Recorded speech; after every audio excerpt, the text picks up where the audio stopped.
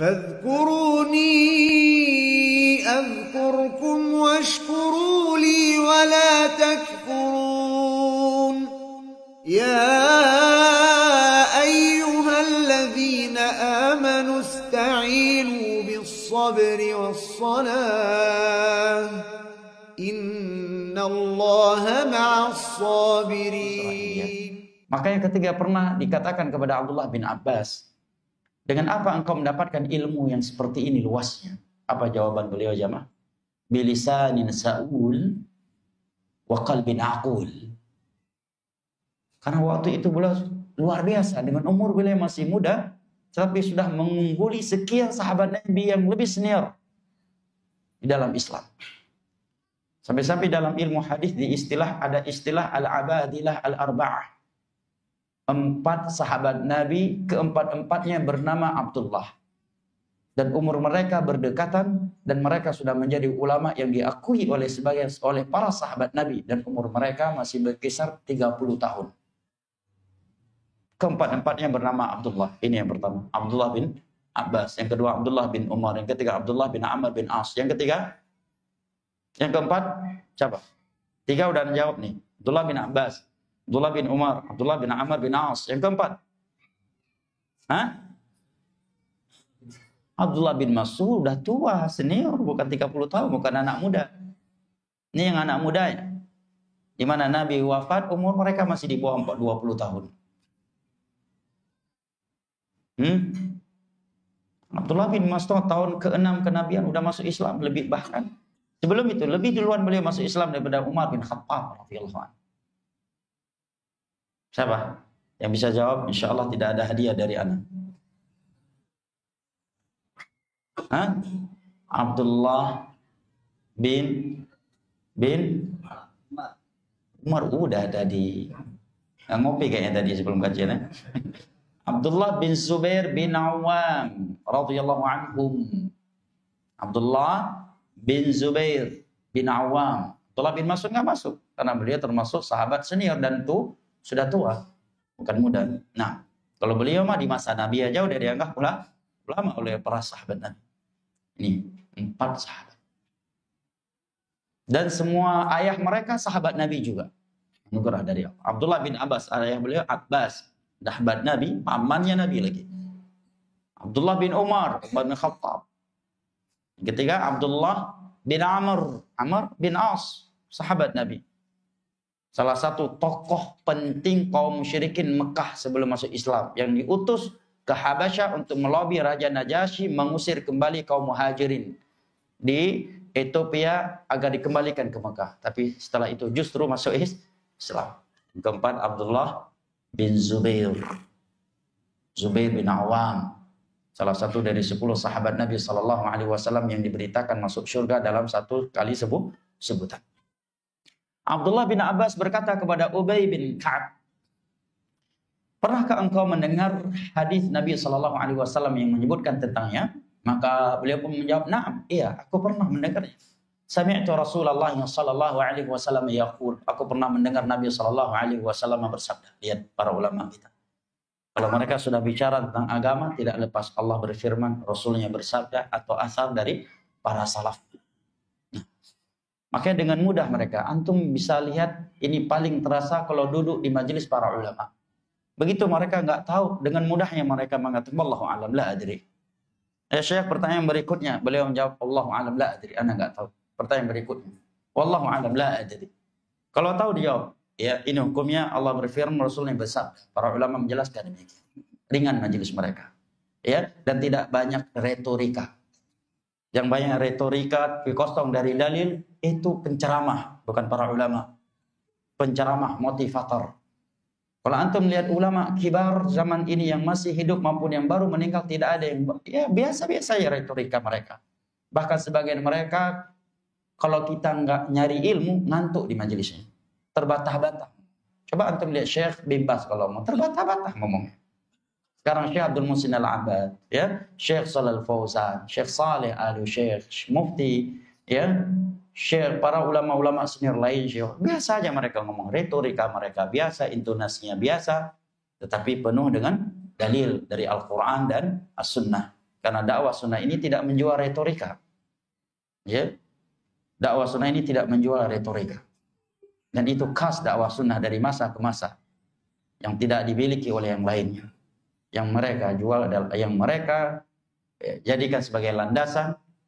Dan itu daya tarik dakwah mereka adalah dalil Al-Quran dan As-Sunnah ala fahmi salafil ummah. Nah, ikhwan al-kiram wa akhwati al-karimat rahimani Allah wa iyyakum wa baraka fikum. Maka Ubay pun bercerita bahwa Nabi SAW pernah menyebutkan bainama Musa fi mala'in min bani Israel ja'au rajul. Suatu ketika Nabi Musa alaihi salam sedang bersama beberapa Bani Israel. Anak-anaknya Israel, itu arti dari kalimat Bani Israel. Dan Israel nama lain Yaqub alaihi salam. Sebagaimana yang Allah sebutkan di dalam surat Ali Imran. Nam kana ta'amu hillan li Bani Israel illa ma harrama Israel ala nafsihi min qabli an tunazzalat Taurah. Makanan seluruhnya sebelumnya halal untuk Bani Israel, kecuali apa yang diharamkan oleh Israel terhadap dirinya sendiri, yaitu Yaqub alaihi salam, Yaqub bin Ishaq, Ishaq bin Ibrahim alaihi wassalatu wassalam. Maka ketika kita ingin melaknat mereka yang telah membunuh dan membantai saudara-saudara kita di Palestina, jangan kita katakan laknat Allah kepada Israel. Nah, ini di antara kelicikan mereka, dan ada fatwa ulama dalam hal itu. Lajnah daimah, para ulama katakan la'natullahi 'alal yahud ikhwah al-qiradah wal khanazir. Ikhwah, ya, saudara-saudaranya monyet-monyet, wal khanazir. Jadi ikhwah itu artinya saudara, kan? Jadikan istilah khusus. Ikhwah berarti udah ngaji. Ini istilah di Indonesia ini. Ya, kalau ada toilet ikhwan, toilet sebelah itu lagi akhwat. Ini mestinya ini rijal laki-laki. Hah? Untuk toilet perempuan ya tulis nisa, bukan akhwat.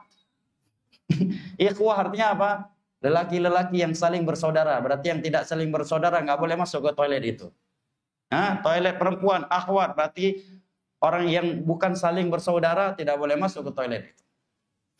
Nisa, ya, rijal atau nisa.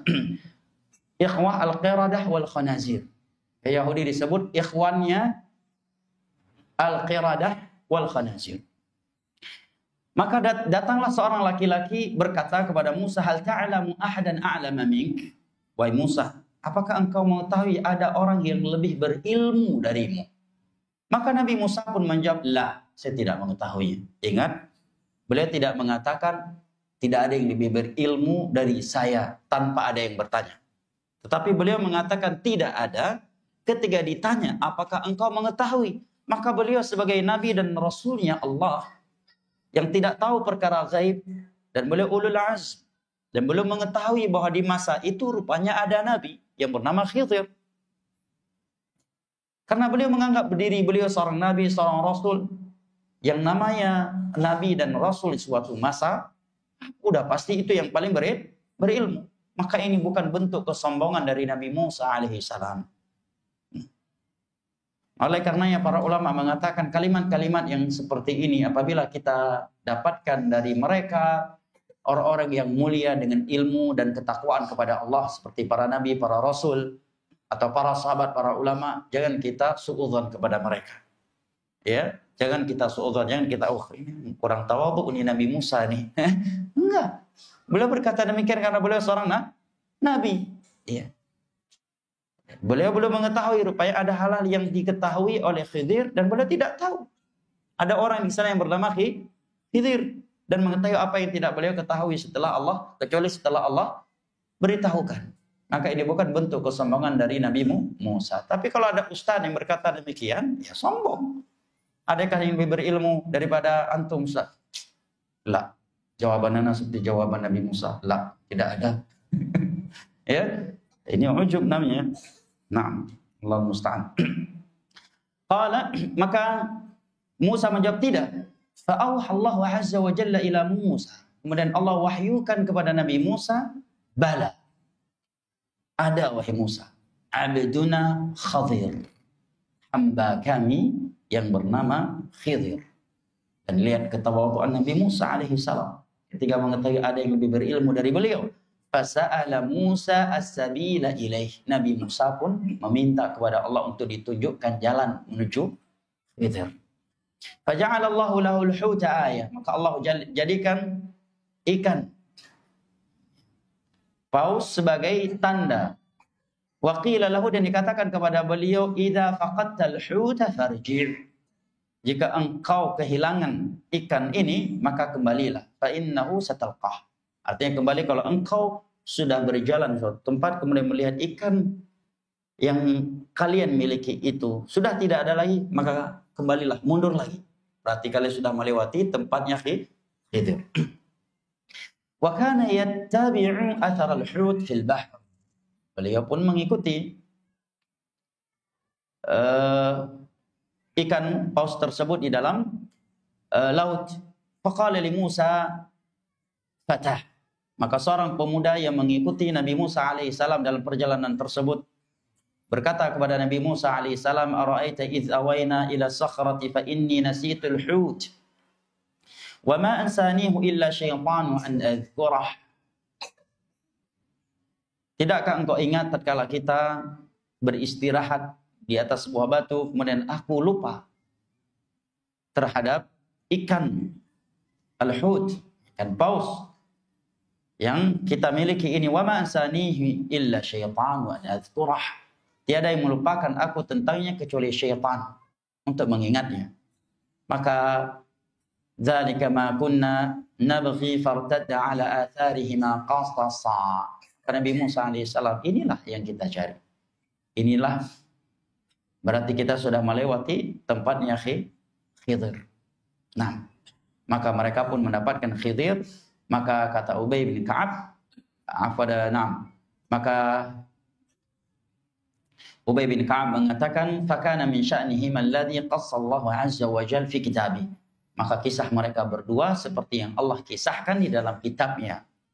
Nah, artinya Ubay bin Ka'ab saja tidak lagi membacakan ayat itu pada Abdullah bin Abbas. Maka anak pun tidak membacakannya lagi. Bagaimana kisahnya Ustaz? Sebagaimana yang Allah kisahkan dalam surah Al-Kahfi.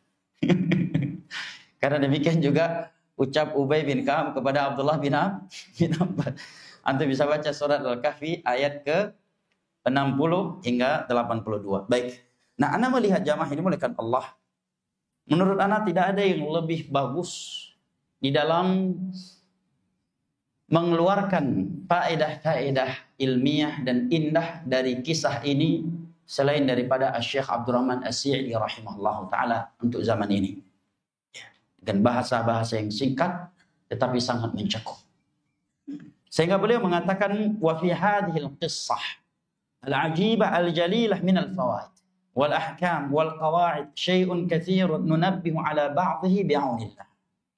Di dalam kisah yang menakjubkan dan mulia ini terdapat banyak faedah, banyak hukum dan kaedah-kaedah yang akan kami ingatkan, kami sebutkan sebagiannya bi'aunillah, dengan pertolongan Allah. Lihat bahasa para ulama ya.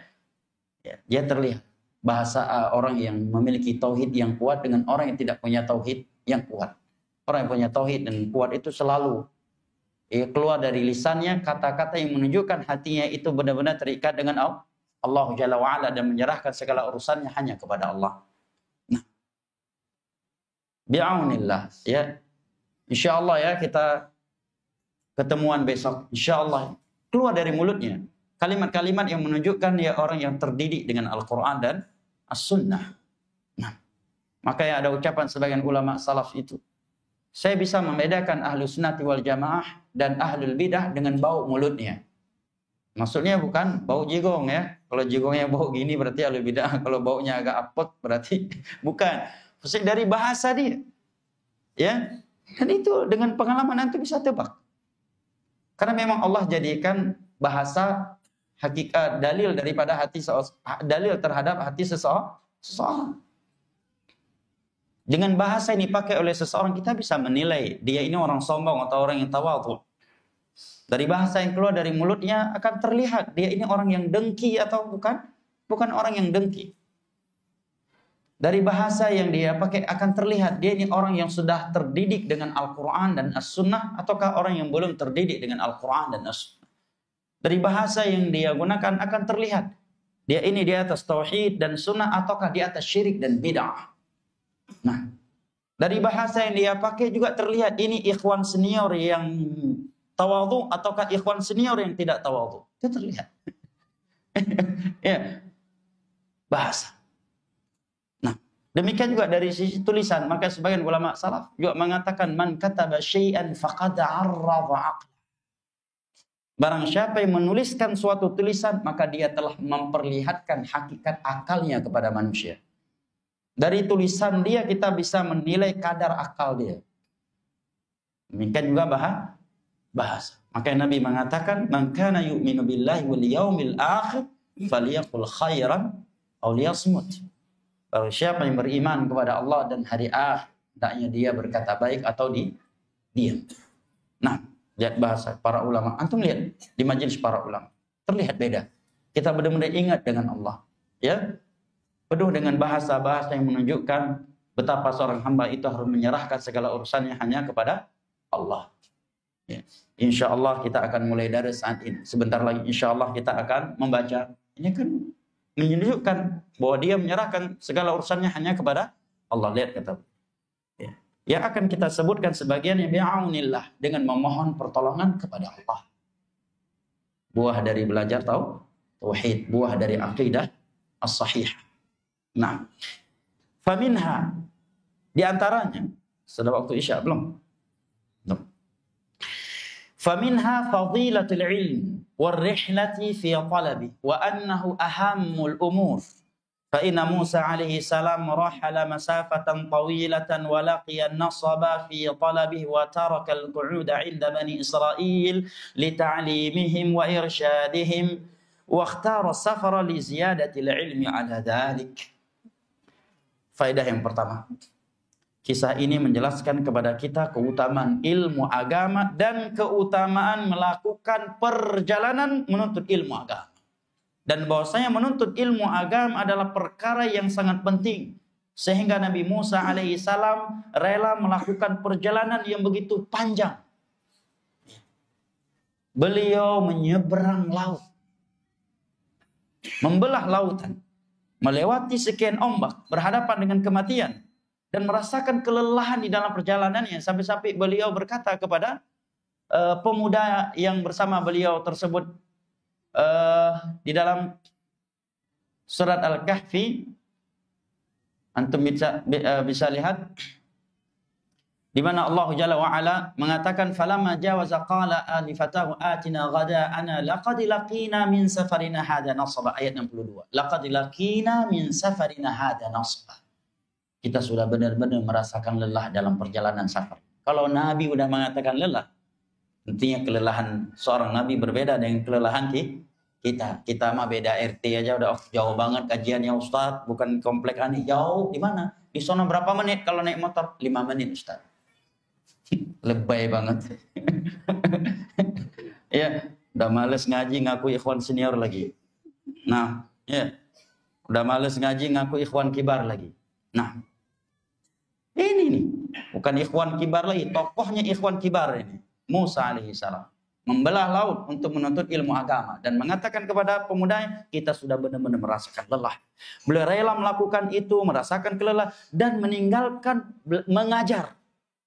Aktivitas mengajar kepada Bani Israel.